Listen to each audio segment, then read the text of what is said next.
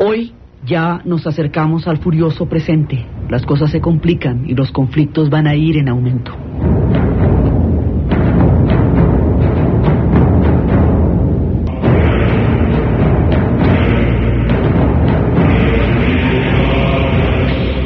Nuestra acción y nuestra historia del Medio Oriente como región transcurre sobre dos ejes de conflicto básicos.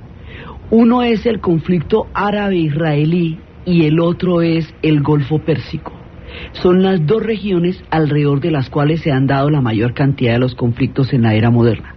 Entonces, desde el punto de vista de la parte del Medio Oriente, habíamos visto que el final de la guerra del Golfo Pérsico había llevado a los acuerdos de Madrid, a las primeras conversaciones de Madrid, que eran una presión internacional por llegar a una salida negociada del conflicto árabe-israelí. Habíamos visto como esa primera conversación en Madrid todavía no tenía ninguna finalidad de acuerdo, apenas eran madrazos, pero los madrazos ya eran mucha la dicha entre dos pueblos que no habían hecho sino matarse y nunca habían intercambiado ni insultos siquiera. Entonces, lo de Madrid va a llevar a lo de Oslo va a llevar al plan de paz por territorios. Va a venir la parte de Rabin y luego el asesinato de Rabin, y después del asesinato de Rabin viene un retroceso en el cual poco a poco se va deteriorando el proceso en lo que ahora parecería una efímera tregua en la guerra árabe-israelí.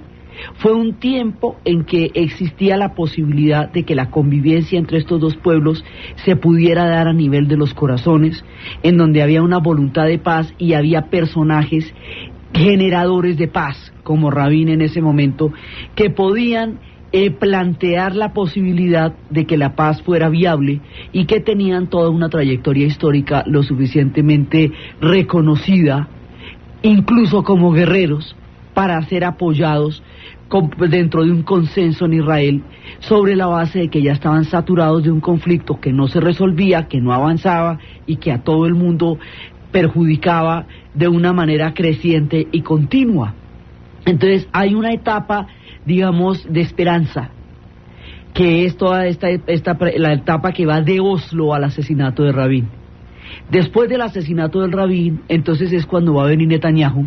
Netanyahu permite la política de asentamientos y la política de asentamientos empieza a ponerle obstáculos al proceso de paz, porque es construir asentamientos en los territorios que van a ser devueltos. Entonces, si usted me lo va a devolver, ¿cómo es que lo va a construir? Al fin, ¿qué vamos a hacer? Entonces, la política de asentamientos empieza a endurecer las posiciones y empieza a ponerle problemas al proceso de paz. Luego, ya después, cuando sube Sharon, ahí ya pasamos de la etapa del obstáculo a la etapa de la provocación. Entonces el proceso de paz se va a ir deteriorando hasta el momento en que Ariel Sharon se para sobre la explanada de las mezquitas y se va a vivir al Jerusalén árabe y se abre el túnel que queda por debajo de las mezquitas, que es un túnel como allá, ahí se yuxtapone la arqueología sagrada de los musulmanes con la de los judíos. Entonces cualquier hueco que usted abra ahí, pues toca o la mezquita o la tumba de uno de los grandes íconos, mejor dicho, en esa ciudad en Jerusalén, donde usted abra un hueco, ahí se encuentra un santo de cualquiera de las religiones, ¿ve? Entonces, cuando empiezan lo del túnel y lo que es pararse en la explanada de las mezquitas Ariel Sharon, eso ya es un nivel de provocación que va a conducir a una segunda intifada. Y la segunda intifada, pues es el mismo esquema: peladitos con piedras contra tanques con balas de caucho a veces y con balas de verdad otras veces. Entonces, ahí ya empieza la segunda intifada y poco a poco el esquema de paz por territorios, que era originalmente el plan de Anwar el Sadat y el plan de Rabin, se va volviendo paz por seguridad. Y al volverse paz por seguridad, de ahí no lo ha podido sacar nadie y todavía está empantanado ahí. Entonces nosotros dejamos este eje del conflicto árabe-israelí en la provocación de la explanada de las mezquitas, en la segunda intifada y en la, digamos, en el ensombrecimiento del proceso de paz, que llegó a tener un margen altísimo de esperanza. Entre el 92 y el 95 fue como el periodo en que hubo convivencia, en que había todo, no era que no hubiera actos, pero había un consenso de querer convivir, y ese consenso de querer convivir se va a desvanecer, y en este momento está en una de las etapas más críticas. Entonces el conflicto va ahí hasta que nos pase, vamos a echar todo el cuento hasta que nos pase lo que va a cambiar todas las coordenadas del conflicto del Medio Oriente. Entonces, eso por un lado. Con el fin de la guerra del Golfo Pérsico, pues están las conversaciones de Madrid y de Oslo y todo eso.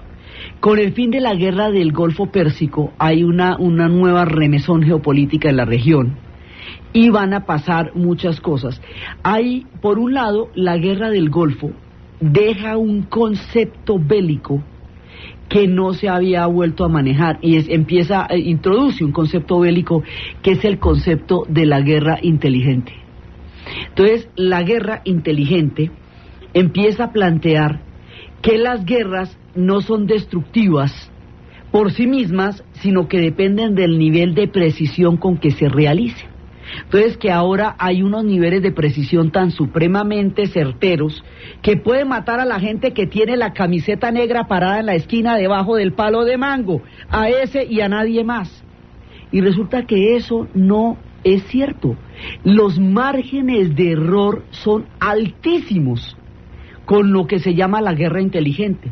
Entonces, para cubrirse en márgenes de error, empiezan a utilizarse una serie de términos como daño colateral, que es de malas. Estaba usted al pie del palo de mango, donde estaba el señor de la camiseta negra, que era el que le iba a disparar. ¿Quién lo manda? No era mi intención matarlo. Ah, civiles, bueno, nadie es perfecto, ¿sí? Entonces a eso lo llaman daño colateral. Pero si resulta que usted, porque no hay visibilidad, porque hay tormentas en el desierto, va y le dispara a alguien de su mismo bando, entonces eso se llama fuego amigo. Entonces lo del fuego amigo quiere decir que menos mal no murió de nada grave, porque lo mataron los mismos, que por supuesto no tenían ninguna mala intención. Entonces empieza a haber un margen de mortandad civil tolerable bajo el esquema de daño colateral, o un margen de daños dentro de la misma gente que se va a llamar fuego amigo, y esto se vuelve en cuotas aceptables de muerte. Entonces se dice que la guerra ahora es glamurosa, que la guerra ahora es inteligente, que eso ya no se trata de matar gente. Ese concepto es terriblemente peligroso porque vuelve a decirle a la guerra que es viable, pero que ahora en términos inteligentes. Entonces, ¿ahora qué pasa? Que como no hay campos de batalla, ya el esquema de dos ejércitos enfrentándose en un campo de batalla se perdió desde la Segunda Guerra Mundial. En la Segunda Guerra Mundial empezó a involucrarse población civil durante los conflictos, porque la Primera Guerra Mundial fue una salvajada, pero era entre ejércitos y los que morían eran soldados.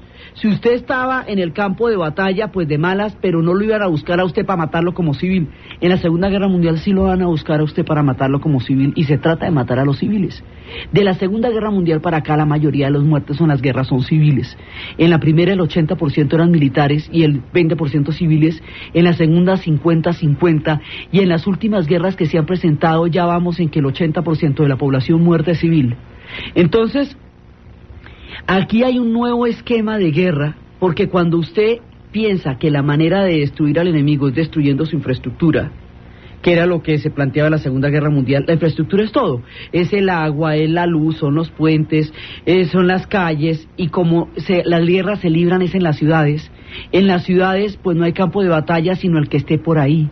Entonces adquieren un cariz cada vez más monstruoso y un lenguaje cada vez más despistador, porque esto de fuego, daño colateral y fuego amigo es que le están diciendo a usted que mentiras, que no se murieron, y sí se murieron, y como que sí los mataron. Entonces la guerra del Golfo Pérsico deja ese concepto gravitando en el aire, que es sumamente peligroso. La guerra del Golfo Pérsico altera la geopolítica de la región. Entonces, para lograr el apoyo en esa guerra, La ONU sí va a intervenir y la ONU sí va a estar de acuerdo y la ONU va a mandar las tropas porque hubo una invasión a un país que era el caso de Kuwait, y la invasión además tenía un carácter definitivo, eso no era por un ratico, eso era una anexión, era lo que se había planteado. Entonces pues la cosa se trató en términos de evitar que un país se anexe a otro. Para lograr el consenso internacional de la invasión a Kuwait, del ataque contra Hussein, hubo que negociar una serie de cositas para lograr que todo el mundo se ponga de acuerdo. Una de las cositas que se negoció es que China, que acababa de asesinar a los estudiantes en Tiananmen, entregó la posibilidad de ser juzgada por eso, o que hubiera apoyo de Occidente a los estudiantes que habían sido matados en la plaza de Tiananmen, a cambio de su apoyo a la invasión del Golfo Pérsico. Entonces China logra legitimar la matanza de Tiananmen y dejar esa cosa de ese tamaño a partir de la guerra del Golfo Pérsico, y todo bien. De hecho, cada cual va encontrando. Primero, en este caso, China logra salir invicta de la matanza. En el segundo conflicto va a quedarse con la posibilidad de hacer su reunificación como ella quiera. Cada vez que hay un conflicto de esos, los intereses van a ir virando y negociando según lo que a cada uno le convenga.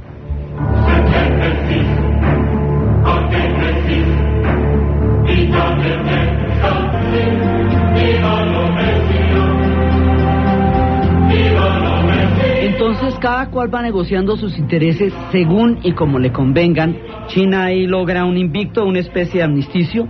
Pasamos a un mundo unipolar. Termina la Unión Soviética como una potencia que pueda hacer contrapeso a una intervención internacional, y el mundo va virando hacia una unipolaridad, por un lado.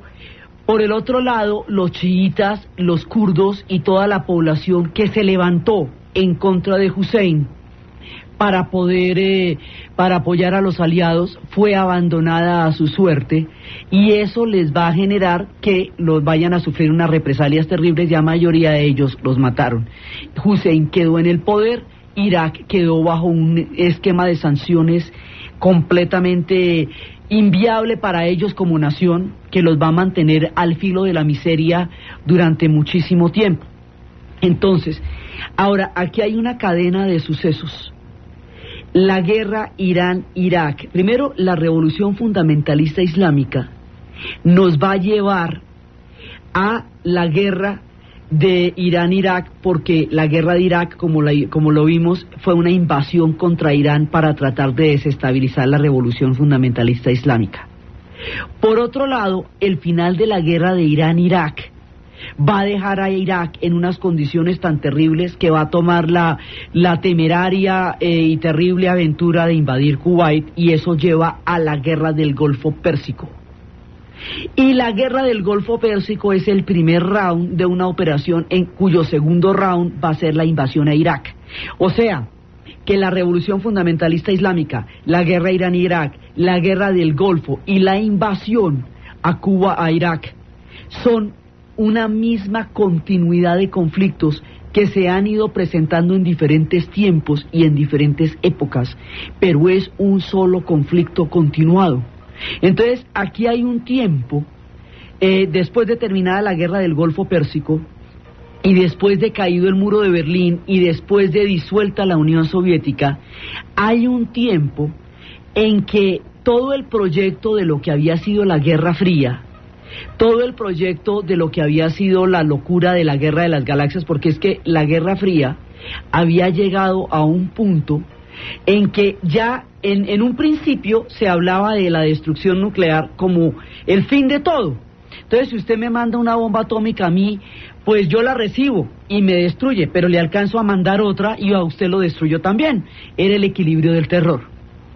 Pero en la era Reagan se habían inventado un esquema que se llamaba la Guerra de las Galaxias, que era crear un escudo protector que trancara los misiles de manera que yo sí lo puedo atacar a usted, pero tengo un escudo que impide que usted me ataque a mí, luego yo puedo atacarlo impunemente a usted. Aquí ya estábamos llegando en la ciencia ficción.